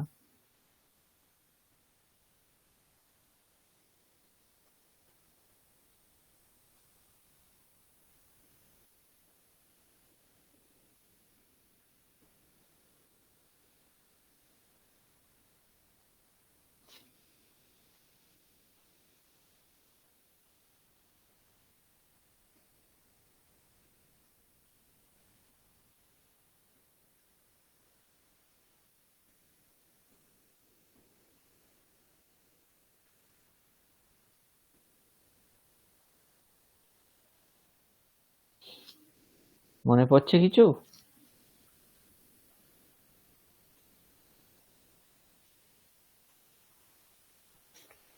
না স্যার। ঠিক আছে, তাহলে এই দুটো উদাহরণ তো এখন মনে পড়ছে না। আহ, মনে রাখতে হবে যে সকারের পরও যদি এই সমস্ত বর্ণগুলোর ব্যবধান থাকে, অর্থাৎ ইকার, দীর্ঘ ইকার, উকার এগুলোর পর যদি সকার থাকে, তাহলেও কিন্তু মূর্ধন্য স হয়ে যায়, দন্ত্য স মূর্ধন্য স-এ পরিণত হয়।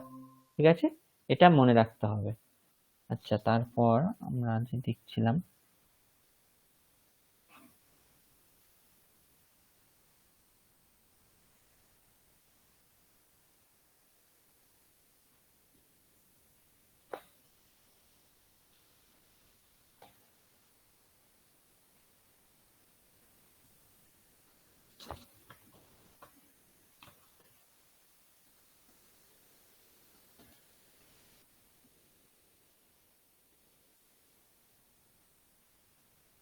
আচ্ছা, এবার বলা হচ্ছে কিছু স্পেশাল স্পেশাল ধাতুর ক্ষেত্রে হয়।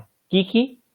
যেমন বলা হচ্ছে যে ইকারান্ত এবং উকারান্ত উপসর্গের পরবর্তী সু, সু, সো, স্তু, স্তুব, স্থা, ছেনি, সিদ, সিট, সঞ্চ, স্বঞ্চ এই সমস্ত ধাতুর সকারের সকার হয়। অর্থাৎ যদি ইকারান্ত কিংবা উকারান্ত উপসর্গের পর এই সমস্ত ধাতু থাকে, স্যার আপনার এই স্ক্রিন সমস্ত দেখা যাচ্ছে না। স্ক্রিন দেখা যাচ্ছে না। দীপান্বিতা ম্যাডাম, আপনিও দেখতে পাচ্ছেন? আমি দেখতে পাচ্ছি। আচ্ছা, তাহলে চিত্রিতা ম্যাডাম আপনার নেটওয়ার্কের সমস্যা, কারণ আমার সমস্যা হলে উনিও দেখতে পেতেন না। এখন দেখতে পাচ্ছেন আপনি? না স্যার, আমি দুবার ওই জন্য লেফট নিয়ে জয়েন করলাম, তবুও দেখা যাচ্ছে। আচ্ছা, ঠিক আছে, আমি আরেকবার বন্ধ করে আরেকবার শেয়ার করছি, যদি দেখা যায় বলবেন।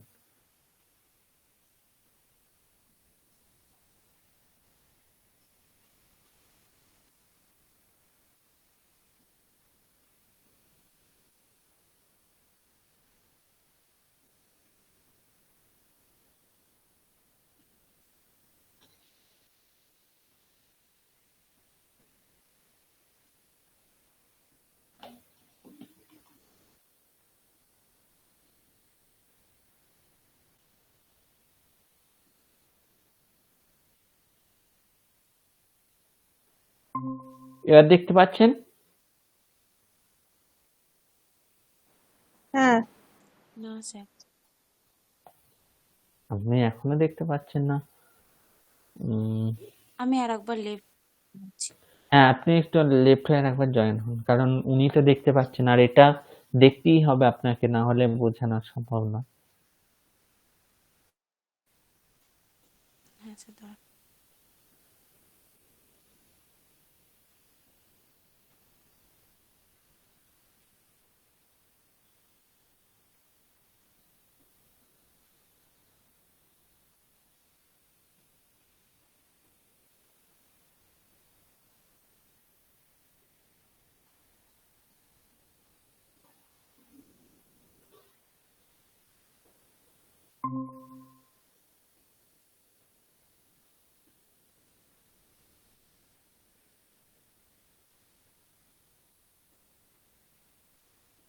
দেখা যাচ্ছে এখন? না স্যার। আচ্ছা, আমি আরেকবার বন্ধ করেছি, শেয়ার করে দেখছি স্যার এই একটু হয় না। পেজটা যদি স্ক্রিনশট নিয়ে গ্রুপে দিয়ে হ্যাঁ দেওয়া হয় স্ক্রিনশট তাহলে গ্রুপে আচ্ছা ঠিক আছে, আমি ওটাই করছি তাহলে।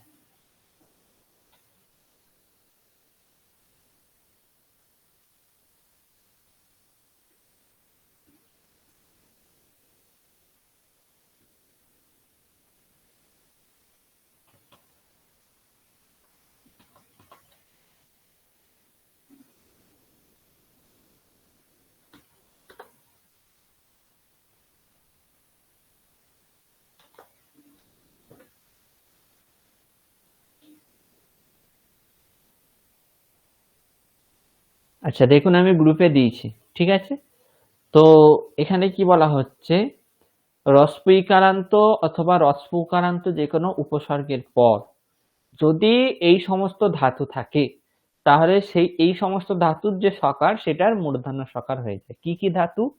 তার জন্য বলা হচ্ছে সু ধাতু, চু ধাতু, সো ধাতু, স্তু ধাতু, তুব ধাতু, স্থা ধাতু, সেনি ধাতু, সিধ ধাতু, সিত ধাতু, সঞ্জ ধাতু, স্পঞ্জ ধাতু।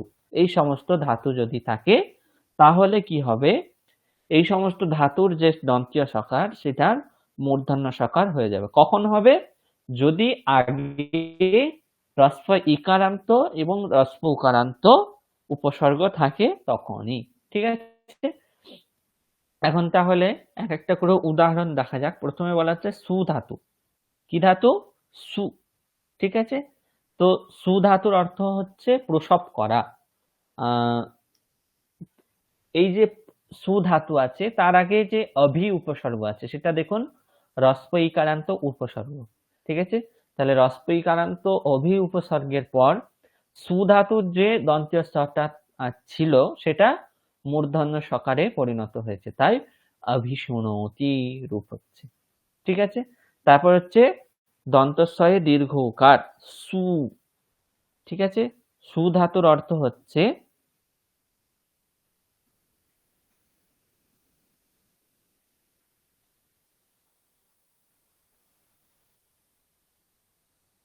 আচ্ছা, সু ধাতুর অর্থ হচ্ছে প্রাণী প্রসব করা, ঠিক আছে। দন্তস্বয় রস্ব উকারের অর্থ হচ্ছে প্রসব করা, আর দন্তস্বয় দীর্ঘ উকারের অর্থ হচ্ছে প্রসব করা। একই অর্থে অনেক ধাতু হয়, তাই এটা নিয়ে বিশেষ কিছু চিন্তা করার দরকার নেই। তাই এখানে যে পরি উপসর্গটা আছে এটা দেখুন রস্ব ইকারান্ত উপসর্গ। তারপর দন্তস্বয় দীর্ঘ উকারান্ত যে সু ধাতু তার যে দন্তীয় সকারটা ছিল সেটা মূর্ধন্য সকার হয়ে গিয়ে পরিশুভ পরিশুভাতি রূপ হচ্ছে। তারপর সো, সো বলে কোনো ধাতু হয় বলে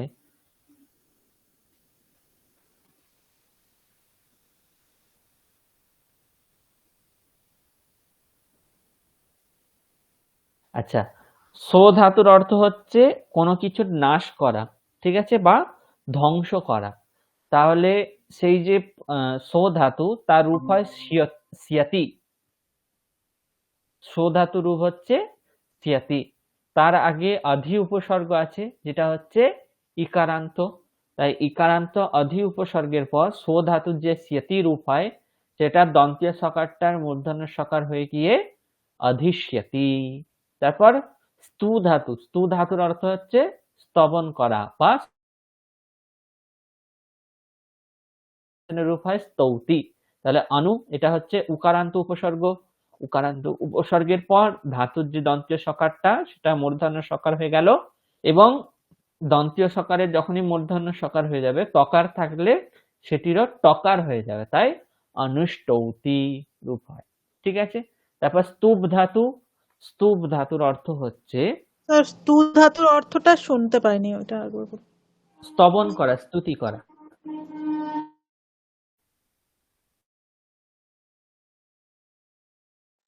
ঠিক আছে। আচ্ছা, তারপর যে স্তূপ ধাতু আছে, স্তূপ ধাতুর অর্থ হচ্ছে অবরোধ করা, ঠিক আছে।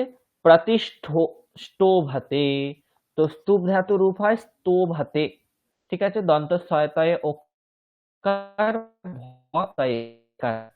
তো যখনই তার আগে ইকারান্ত যুক্ত প্রতিসর্গ যোগ হয়ে গেল, তখনই কি হয়ে গেল, স্থূল ধাতুর যে দন্তীয় সকারটা সেটা মূর্ধন্য সকার হয়ে গেল, এবং দন্তীয় সকার যখনই মূর্ধন্য সকার হলো তখনই তকারের টকার হয়ে গেল, তাই প্রতিষ্ঠোভাতে রূপ হয়। স্থা ধাতু অর্থ হচ্ছে আকা, তার আগে যখনই অণু এই উকারান্ত উপসর্গ যোগ হয়ে গেল তখনই স্যার অনুষ্ঠানম। কথাগুলো তাহলে কেটে আসলে যাচ্ছে, স্যার আপনার কথাগুলো কেটে যাচ্ছে আর স্ক্রিনটাও চলে গেছে। আচ্ছা, একটু ওয়েট হ্যাঁ, করুন। স্ক্রিনটা এখন এসছে, স্ক্রিনটা দেখা যাচ্ছে।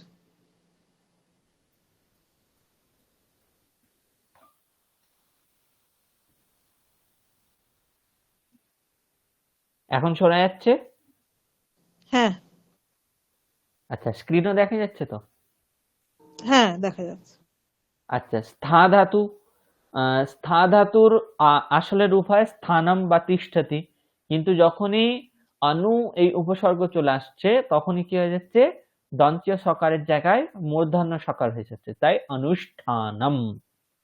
ঠিক আছে, তারপর সেনি ধাতু, চিত্রটা ম্যাডাম আপনি শুনতে পাচ্ছেন তো? হ্যাঁ স্যার, এখন পাচ্ছি। দেখতে পাচ্ছেন? হ্যাঁ, এখন স্ক্রিনটাও দেখা যাচ্ছে। আচ্ছা, বুঝতে পারছেন তো কি হচ্ছে? এই এখন দেখতে পাচ্ছি তো, মাঝে ভয়েসও ব্রেক হচ্ছিল, শুনছি। এখন সত্যি বলতে একটু বুঝতে পারছি না। আচ্ছা, ঠিক আছে, এখন সবগুলো দেখতে পাচ্ছেন তো আপনি? হ্যাঁ হ্যাঁ, এখন এখানে দেখা কি যাচ্ছে। বলা হচ্ছে, যদি ইকারান্ত এবং উকারান্ত উপসর্গের পর এই সমস্ত ধাতুগুলো থাকে তাহলে এই সমস্ত ধাতুর যে দন্তীয় সকারটা সেটার মূর্ধন্য সকার হয়ে যাবে। কি কি ধাতু? সুধাতু, সুধাতু ইত্যাদি। ঠিক আছে, তো দেখুন এখানে প্রথম যে রূপটা আছে সুনতি, এখানে আসলে দন্তস্বয়ে উকার ছিল, সুনতি রূপ ছিল, কিন্তু অভি এই উপসর্গটা থাকার কারণে, যেহেতু ইকারান্ত উকারান্ত উপসর্গ থাকলে আগে থাকলে কি হয়, দন্তস্বয়ের মূর্ধন্য সকার হয়ে যাবে সুধাতুর, তাই এখানে সুধাতুর যে দন্ত সকারটা ছিল সেটা মূর্ধন্য সকার হয়ে গিয়ে অভিশুণতি। এখানেও সুধাতুর রূপ হয় সুবতি। ঠিক আছে, কিন্তু যখনই পরি এই উপসর্গটা আগে এলো, এটা হচ্ছে ইকারান্ত উপসর্গ, তাই ইকারান্ত উপসর্গের পর যদি সু ধাতু থাকে তার দন্তস্বয়ের মূর্ধন্য সকার হয়ে যাবে, তাই পরি সুবতি এখানে মূর্ধন্য সকার হয়ে গেল। সো ধাতু, তার রূপ হয় স্যতি, কিন্তু যখনই অধি এই উপসর্গটা আগে যোগ করা হলো, ইকারান্ত উপসর্গের পর সো ধাতু রূপ থাকার জন্য সো ধাতুর যে দন্তীয় সকার সেটার মূর্ধন্য সকার হয়ে গিয়ে অধিষ্যতি রূপ হলো। ঠিক আছে, তারপর স্তু ধাতু স্তৌতি, স্তু ধাতুর যে দন্তীয় সকার সেটার মূর্ধন্য সকার হয়ে যাচ্ছে, কারণ আগে উকারান্ত উপসর্গীয় অনু উপসর্গ এসে যাচ্ছে, অনুষ্টৌতি। এইভাবে প্রতিষ্ঠোভাতে, স্তূপ ধাতুর স্তোভাতে রূপ হয়, কিন্তু যখনই ইকারান্ত প্রতি উপসর্গ আগে যোগ হয়ে যাচ্ছে দন্তীয় সকারটার মূর্ধন্য সকার হয়ে যাচ্ছে এবং তকারের টকার হয়ে যাচ্ছে গিয়ে প্রতিষ্ঠোভাতে। তারপর স্থা ধাতু রূপ হয় স্থানম, কিন্তু যখনই উকারান্ত অনু উপসর্গ আগে চলে আসছে তখনই কি হয়ে যাচ্ছে, স্থানামের দন্তস্বয়ের বা স্থা ধাতুর দন্তস্বয়ের মূর্ধন্য সকার হয়ে গিয়ে অনুষ্ঠানম। অভিসেনায়তি, ঠিক আছে, আসলে সেনায়তি রূপ হয়। ঠিক আছে, সেনায়তি এটার অর্থ হচ্ছে দান করা।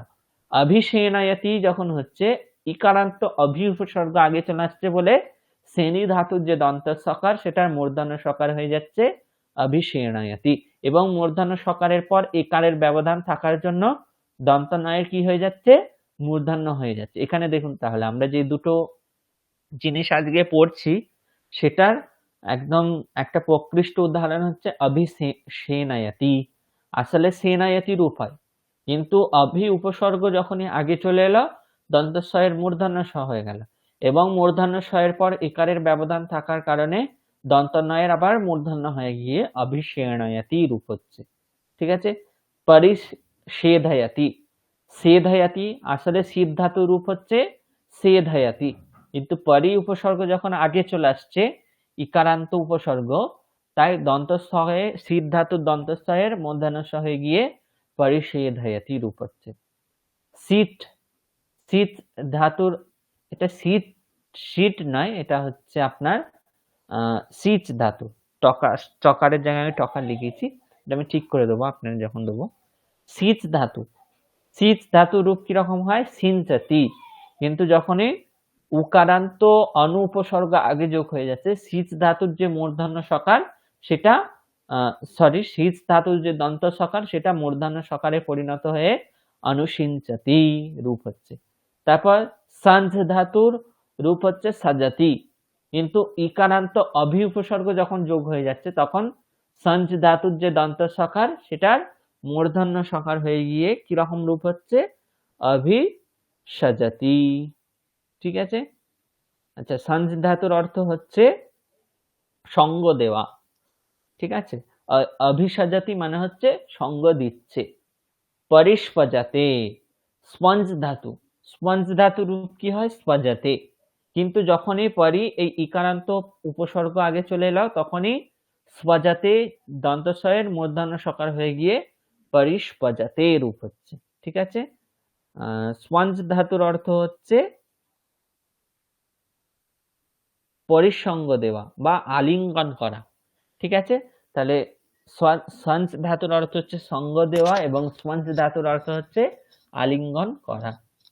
এবার বুঝতে পেরেছেন চিত্রটা? হ্যাঁ স্যার। মানে এই যেই সমস্ত ধাতুগুলোর উল্লেখ করা হলো সেই সমস্ত ধাতুর আগে যদি ইকারান্ত এবং উকারান্ত উপসর্গ হয় তাহলে কি হয়ে যাবে?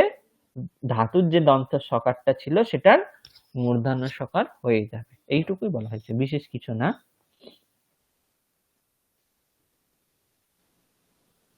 স্যার সিদ ধাতুর মানে কি? কোনটার? সিদ। সিদ ধাতুর অর্থ হচ্ছে বাধা দেওয়া, সেধায়তি, পরিষেধায়তি, পরিষেধ করা বলে না?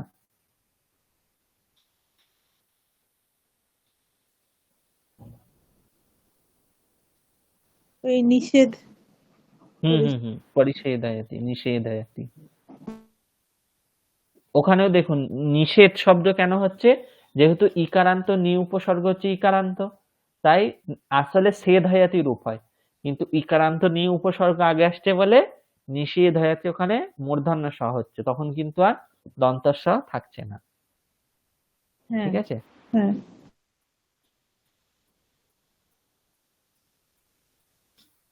আচ্ছা, কিছু প্রশ্ন সকারার থেকে?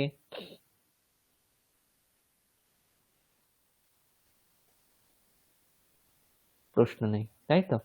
এটা কিন্তু খুবই ভাইটাল জিনিস। ঠিক আছে? মানে আপনারা হয়তো কোনো কিছু লিখতে যাচ্ছেন কিংবা পড়তে যাচ্ছেন, তখন এই জিনিসটা কিন্তু বারবার মাথার মধ্যে আসে যে কোথায় দন্ত নকার হয়, কোথায় মূর্ধন্য সকার হয়। ঠিক আছে? তো সাধারণভাবে যদি আমরা কি পড়লাম আজকে সেটা যদি একবার ভেবে দেখা যায়, তাহলে কি বলা হচ্ছে যে রিকার, রকার এবং মূর্ধন্য সকারের পর যদি সাক্ষাৎ দন্ত নকার থাকে তাহলে সেই দন্ত নকার তো অবশ্যই মূর্ধন্যকার হবে, কিন্তু তাছাড়াও যদি রিকার, রকার এবং মূর্ধন্য সকারের পর অ, ই, উ, রি, লি, এ, ও, আই, ঔ, হয়, আ, ব, রা, ক, খ, গ, ঘ, ঙ, চ, ছ, জ, ঝ, প, ফ, ব, ভ, ম, আ এবং অনুস্বার এগুলোর ব্যবধান থাকে তাহলে তার মূর্ধন্য নকার হবে। আর সকারের ক্ষেত্রে কি বলা হচ্ছে? হ্রস্ব ইকার, দীর্ঘ ইকার, হ্রস্ব উকার, দীর্ঘ উকার, রিকার, ইকার, ওকার, ঐকার, ঔকার এগুলোর পর যদি দন্ত সকার থাকে এবং সেই দন্ত সকারটা যদি পদের শেষে না থাকে তাহলে কি হয়ে যাবে? দন্ত সকারের মূর্ধন্য সকার হয়ে যাবে। এছাড়াও যদি অনুস্বার, বিসর্গ এবং তালব্য স, দন্ত স আর মূর্ধন্য সকারের পর দন্তীয় সকার থাকে তাহলেও কিন্তু মানে এই সমস্ত বর্ণের ব্যবধান থাকলেও কিন্তু দন্তীয় সকারের মূর্ধন্য সকার হয়ে যায়। এবং কি বলা হলো? ইকারান্ত অথবা উকারান্ত উপসর্গের পর যদি সু, সু, স্তু, স্তোভ, শ্রেণী, সিচ প্রভৃতি ধাতুগুলো থাকে তাহলে সেই সমস্ত ধাতুর যে দন্ত সকার সেই সমস্ত দন্ত সকারেরা কি হয়ে যায়? মূর্ধন্য সকার হয়ে যায়। ঠিক আছে? তো এছাড়াও কিন্তু কখন নকার হবে, কখন মূর্ধন্য সকার হবে এই বিষয়ে এখনো আরো অজস্র নিয়ম আছে, ঠিক আছে, কিন্তু যেগুলো প্রয়োগ বহুল, মানে প্রয়োগ করতে গিয়ে যেই জায়গাগুলো বেশি করে উপস্থিত হয় এবং আমাদের প্রয়োগের বাধা সৃষ্টি করে, সেই সমস্ত জায়গাগুলোকে আপনাদের সামনে তুলে ধরা হলো, ঠিক আছে। তাই আপনারা যদি এই সমস্ত জিনিসগুলো একটু মাথায় রেখে দেন, তাহলে কিন্তু বানান ভুল হওয়ার সম্ভাবনাটা একদমই কমে যায়।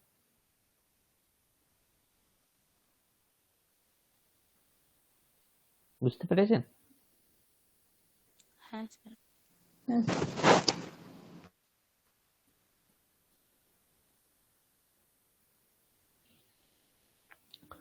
এবার বলুন, এটা পড়ে আপনাদের ভালো লাগলো কিনা?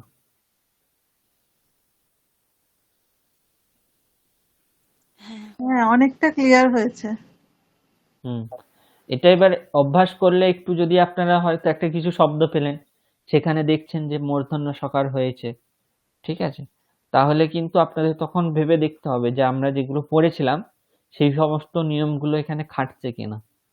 যদি খাটে তাহলে বুঝবেন যে অবশ্যই এখানে তাহলে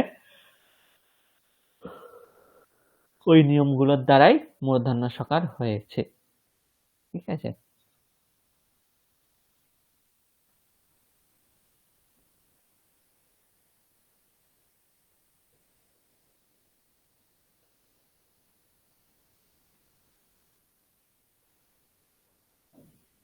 স্যার ওই 5টা বাক্য একটু গ্রুপে দিয়ে দেবেন, হ্যাঁ? আমি দিয়ে দেবো, অবশ্যই দিয়ে দেবো। আচ্ছা, এরপর যদি আপনার কিছু প্রশ্ন থাকে তাহলে করতে পারেন, যেহেতু সময় শেষ হয়ে এলো। তো এটা সাধারণত আমি শেষের দিকে পড়াই, কারণ আপনাদের সিলেবাসের মধ্যে এটা আমি না রেখে এমনিই পড়াই, যাতে আপনাদের জানা হয় বিষয়টা নিয়ে। কিন্তু যেহেতু মানে আপনাদের এই বিষয় নিয়ে প্রচুর সমস্যা হচ্ছে, বানান ভুল দেখলাম অনেকগুলো করেই হচ্ছে, সেই জন্য একটু আগে এই বিষয়টা পড়িয়ে দেওয়া হলো। এরপর যেগুলো আমাদের পড়ার সেগুলো আমরা পড়বো, ঠিক আছে।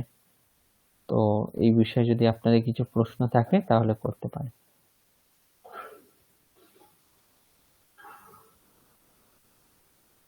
স্যার আমাদের সমাস পড়ানো হবে? সমাস পড়ানো হয় না আপনাদের, এর পরের যেটা আছে সেখানে সমাস, সন্ধি ইত্যাদি পড়ানো হয়। সন্ধি হয়তো অল্প করে পড়ান শুভদীপ স্যার, কিন্তু এখানে সমাস পড়ানো হয় না এই লেভেলে। স্যার এর পরের লেভেলটা কখন শুরু হবে? আপনাদের তো নোটিশ দেওয়া হয়েছিল গ্রুপে, শুরু হয়ে গিয়েছে অলরেডি পরের লেভেলের জন্য। মানে অ্যাডমিশন শুরু হয়ে গেছে নাকি ক্লাস শুরু হয়ে গেছে? না না, ক্লাস শুরু হয়নি, অ্যাডমিশনের প্রসেস। ও, আমি তাহলে একটু মিস করে গেছি। যদি স্যার আপনার কাছে থাকে তাহলে একটু দিয়ে দেবেন। আমি দিয়ে দিচ্ছি। মানে সাধারণত এটা এর পরের যে লেভেলটা ওটা লেভেল 3 বলা হয় না, ওই সংস্কৃত চ্যান্টিং যে হয় ওখানে মানে এক একটা শব্দ ধরে সেখানে কি সমাস আছে ইত্যাদি আছে সেগুলো ভেঙে ভেঙে পড়ানো আচ্ছা, হয়, ঠিক আছে। মানে তো ওই আমি চ্যান্টিং এর যেটা ক্লাসটা হয় ওইটা? ওখানে হবে, ওখানে। আমি তাও আপনাকে শেয়ার করে দিচ্ছি নোটিশটা, ঠিক আছে। দেখুন পাঠিয়েছি আমি আপনাকে। এবার আপনি ওই ওয়েবসাইটে গিয়ে ওখানে গিয়ে স্যার অ্যাপ্লাই করতে আমাকেও দেবেন গ্রুপে যদি না দিয়ে থাকেন তো। গ্রুপে দিয়েছি আমি, তাও আচ্ছা আপনাকে দিয়ে দিচ্ছি। একবার যেহেতু গ্রুপে দিয়েছি আমি আর একবার গ্রুপে দিচ্ছি না, পার্সোনালি পাঠিয়ে দিচ্ছি আপনাকে।